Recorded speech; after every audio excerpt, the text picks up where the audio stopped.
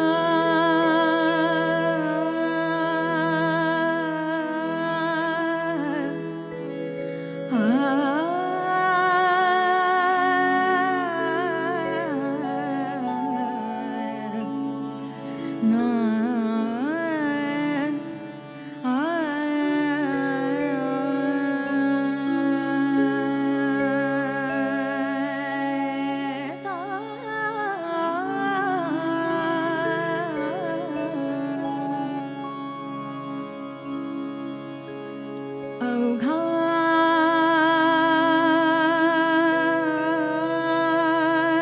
रंग एक जाना अवघा रंग एक झाला रंगी रंगला श्रीरंग रंगी रंगला श्रीरंग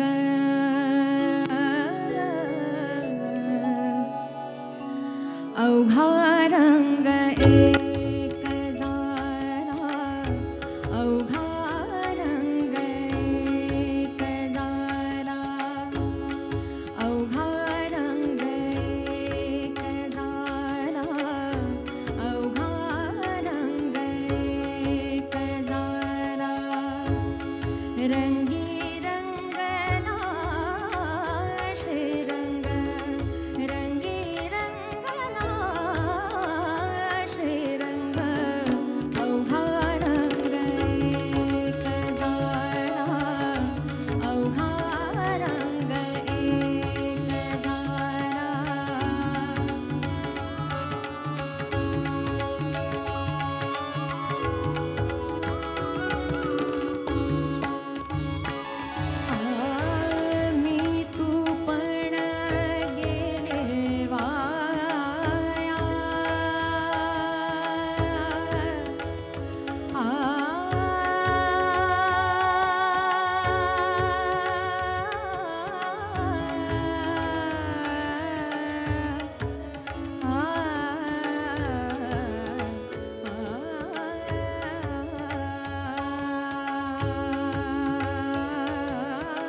मी तू पण गेले वाया मी तू पण गेले वाया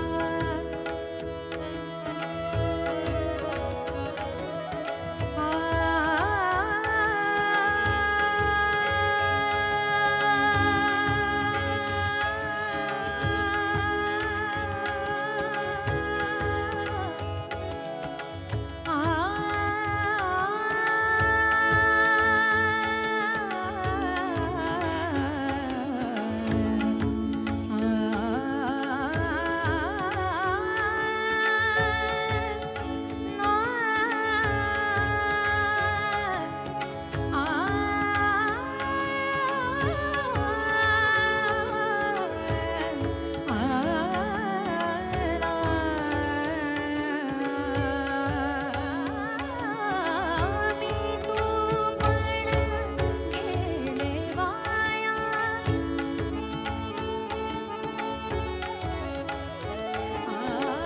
मी तू पण गेले वाया पाहता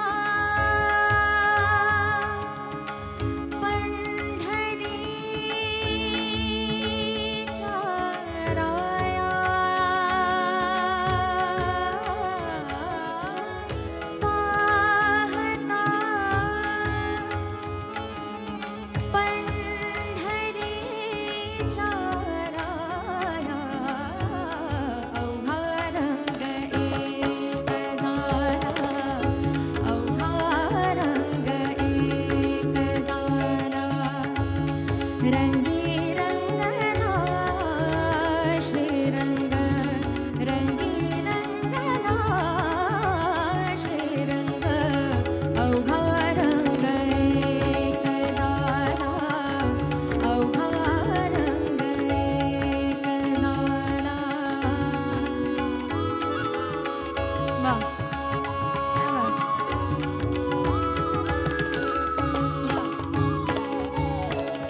ना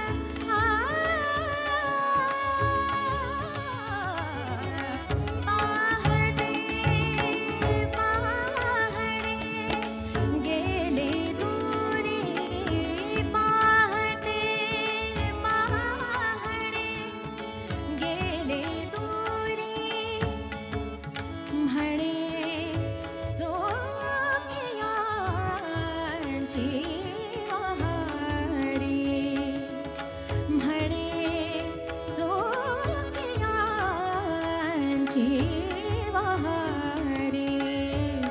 अवघा रंग एक झाला अवघा रंग एक झाला अवघा रंग एक झाला अवघा रंग एक झाला रंगी रंगना श्रीरंग रंगी रंगना श्रीरंग अवघा रंग एक झाला अवघा रंग एक झाला अवघा रंग एक झाला. आता सगळ्यांनी गजल करायचा